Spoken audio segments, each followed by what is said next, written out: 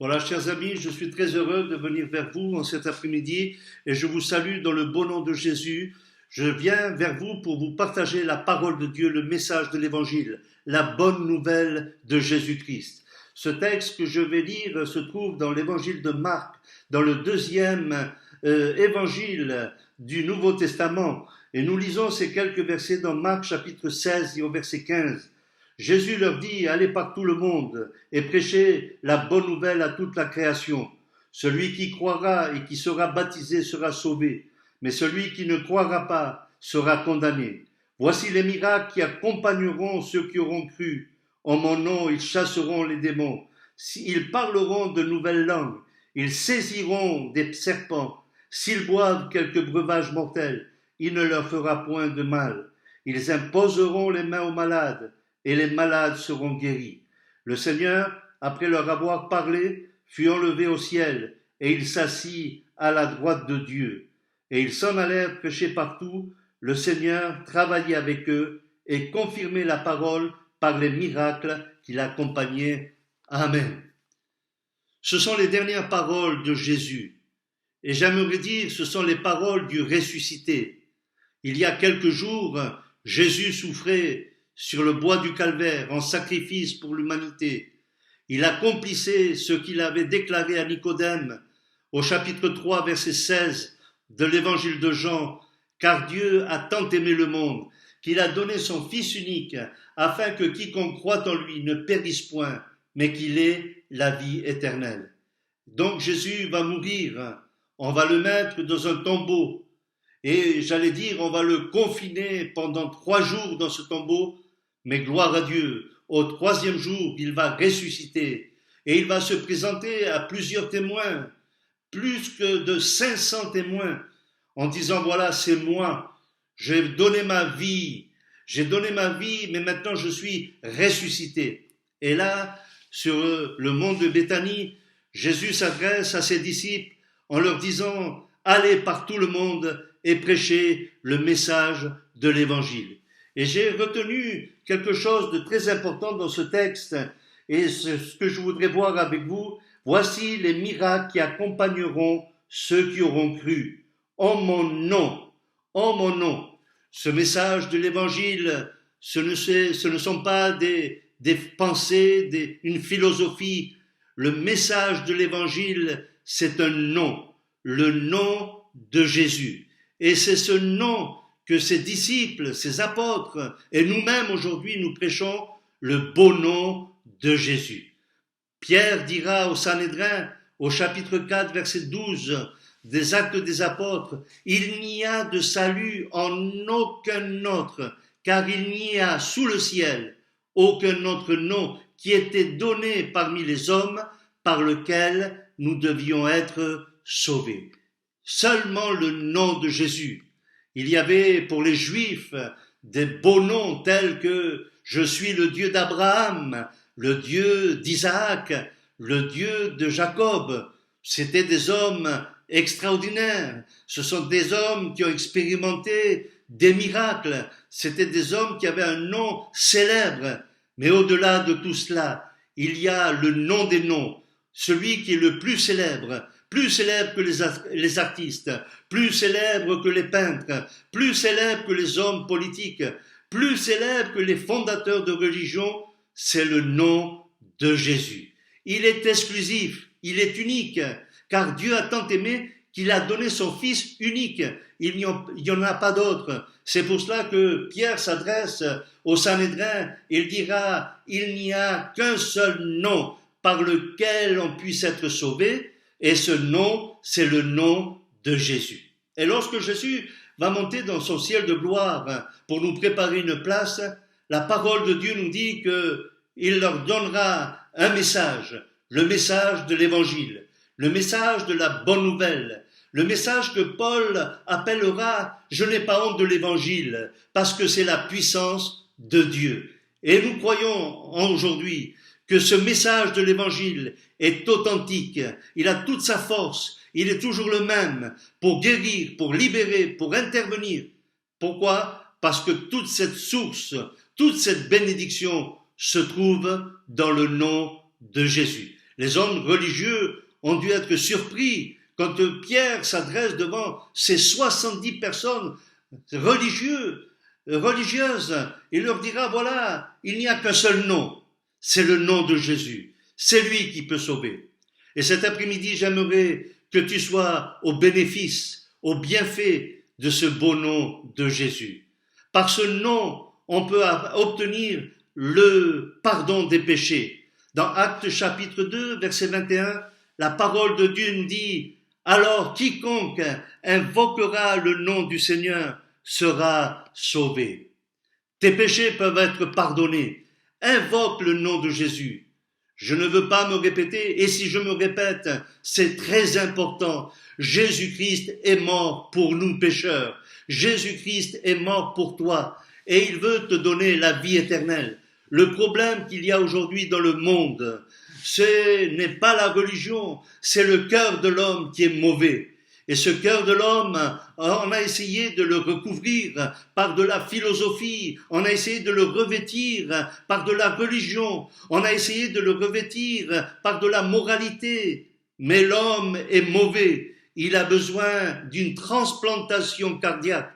Et la parole de Dieu nous dit dans Ézéchiel, chapitre 36, verset 26, « J'ôterai ton cœur de pierre et je mettrai un cœur de chair. » C'est pour cela que notre monde va mal, parce qu'il a un besoin spirituel. Et c'est vrai qu'il court d'un côté, de l'autre, pour chercher satisfaction. Cet après-midi, viens à Jésus, viens au pied de la croix, et tes péchés te seront pardonnés. Le premier bénéfice que nous avons de ce nom de Jésus, alors quiconque invoquera le nom du Seigneur sera sauvé. Le deuxième point, c'est que le deuxième bienfait, c'est la guérison. La parole de Dieu nous dit dans les Actes des Apôtres au chapitre 3 que Pierre et Jean allaient au temple à l'heure de la prière. Il est 3 heures de l'après-midi, c'est le moment d'aller prier. Et la Bible nous dit, lorsqu'ils vont rentrer dans le temple, il y a un homme d'une 40aine d'années, paralysé depuis 40 ans. Et la parole de Dieu nous dit que cet homme a dû tendre la main pour demander quelques pièces de monnaie, une pièce de monnaie pour subvenir à ses besoins. Et là, Pierre va le regarder et lui dira, regarde-nous. Et il lui dira, voilà, dans Actes chapitre 3, verset 6, alors Pierre lui dit, nous sommes comme toi.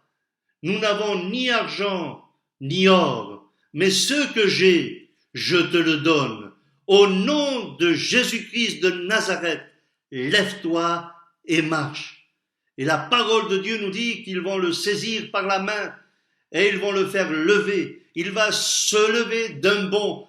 La parole de Dieu nous dit qu'il va se mettre à sauter, à danser, à rentrer dans le temple. Cet homme qui était à l'extérieur du temple, cet homme qui n'avait pas le droit de mettre ses pieds à l'intérieur du temple, il va expérimenter non seulement la guérison de son corps, mais il va expérimenter de sauter, de chanter, de glorifier Dieu, et il va rentrer dans ce temple. Le deuxième bienfait, c'est la guérison dans le nom de Jésus. Toi qui te trouves dans la maladie, infirme depuis des années, 40 ans dans la même position, 40 ans que son père, sa mère ou sa famille, son frère venaient le mettre au temple, à la porte du temple. Mais là, il y a 2 hommes. Eux, ils n'ont rien de matériel, mais ce qu'ils ont le nom de Jésus. Nous aussi, nous n'avons rien d'autre. Nous avons que le nom de Jésus à t'offrir en cet après-midi pour que tu sois béni et guéri dans ton corps. Parce que Jésus, non seulement à Golgotha, il a pris ton péché, et la Bible nous dit que le sang de Jésus nous lave et nous purifie de tout péché. Mais la Bible nous déclare que non seulement il a pris nos péchés, Jésus a pris aussi nos maladies. Et la Bible nous dit dans 1 Pierre chapitre 2, verset 24, que c'est par ces meurtrissures, les meurtrissures de Jésus, que nous sommes guéris. Nous bénissons le Seigneur et je bénis le Seigneur cet après-midi parce que le miracle, la guérison physique va avoir lieu. Jésus te veut te bénir en cet après-midi. Le premier bienfait, c'est le salut, le pardon de tes péchés, la vie éternelle, le salut de ton âme, la délivrance. Le deuxième point, c'est la guérison. Et le troisième point, c'est la délivrance au nom de Jésus. Jésus libère les captifs, les possédés, ceux qui ont trafiqué avec les marabouts, avec les sorciers. La Bible nous dit que Paul et Silas, dans Actes chapitre 16, allaient eux aussi au lieu de prière. Ils allaient, il y avait une réunion de prière. Et Pierre, Saul de Tarse, Paul, devenu Paul, va dire à Silas, allons à la prière. Il y a toujours un bénéfice dans la prière. Il y a toujours le miracle dans la prière. Et là, lorsqu'ils vont à ce lieu de prière, sur leur chemin, il y a une femme qui crie, et il dévoile ce que Paul et Silas sont. Ce sont des serviteurs du Dieu vivant. Et là, pendant quelques mètres, quelques kilomètres, elle crie à haute voix en disant, voilà, ces hommes, ce sont des serviteurs de Dieu, ce sont des pasteurs. Et à un moment donné, Paul se retourne. La Bible nous dit qu'il était fatigué de cette pub, de cette publication. Pourquoi il est fatigué? Parce que cette femme, elle est contrôlée par le diable. Et parce que ce sont des démons qui parlent. Et Dieu ne veut pas la gloire des démons. Il veut là que des hommes et des femmes, comme toi et moi, qui expérimentent la grâce de Dieu, nous lui donnons gloire et honneur. Et la Bible nous dit que Paul, fatigué, se retourna et dit à l'esprit, je te l'ordonne, au nom de Jésus-Christ, de sortir d'elle, de sortir de ce démon qui sort. Et le démon sortit à l'heure même. Et cette femme a été délivrée. Combien de démons, de mauvais esprits contrôlent? Je lisais dernièrement qu'un jeune homme s'est levé et il a tué je ne sais pas combien de personnes. Et il dit, mais c'est pas moi. J'étais contrôlé par des voix qui me disaient, vas-y, n'aie pas peur. C'était pas moi, j'étais contrôlé. Et oui, le diable contrôle, mais il y a une délivrance.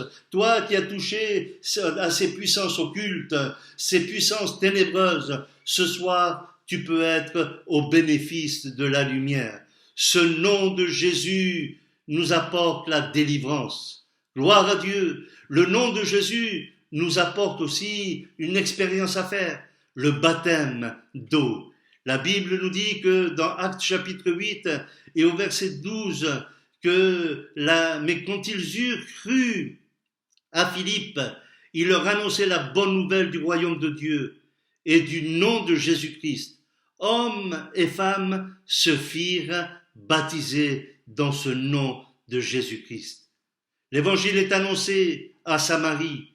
Et là, il y a des hommes et des femmes qui font l'expérience eux aussi de guérison, du salut, de la délivrance. Ils sont au bénéfice du nom de Jésus. Et là, il y a un pas à faire. La Bible nous dit, celui qui croira et qui sera baptisé sera sauvé.